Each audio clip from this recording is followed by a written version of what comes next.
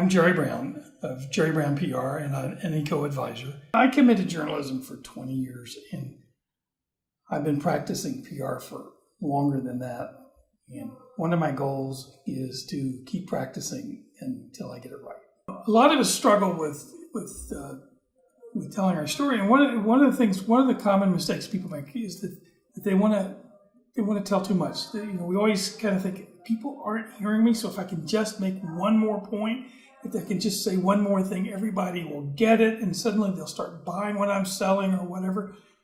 The reality is that most of us, most of the time, need to make one less point because we're trying to cram too much information into our story. It needs to be short, it needs to be simple, it needs to be clear. I'm an eco-advisor, and in that role, my job, if you want to take advantage of it, is to help you figure out how to tell your story effectively. And basically that means getting it heard, it means getting it understood, and it means getting it remembered.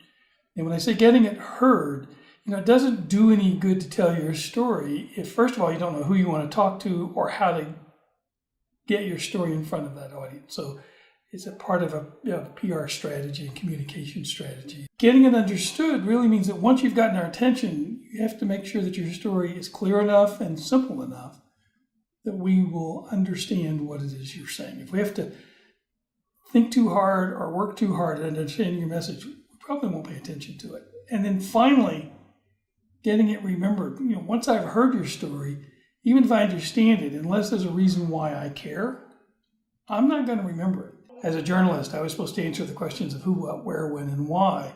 I think there's an even more important question, and it's, so what? Why will your audience care? So as an advisor, that's my job, or that's my role within ECO. I've written a lot of articles that are posted on the ECO site in the reference library. I would invite you to read those. I hope that you find something of value there. And if you need help telling your story, because I know you've got a story to tell. We all have stories to tell. If you need help telling your story, then we certainly can chat about that as well. I think the value of ECO, and if you look at Linda Hughes's video elsewhere on this site, is that it's a community.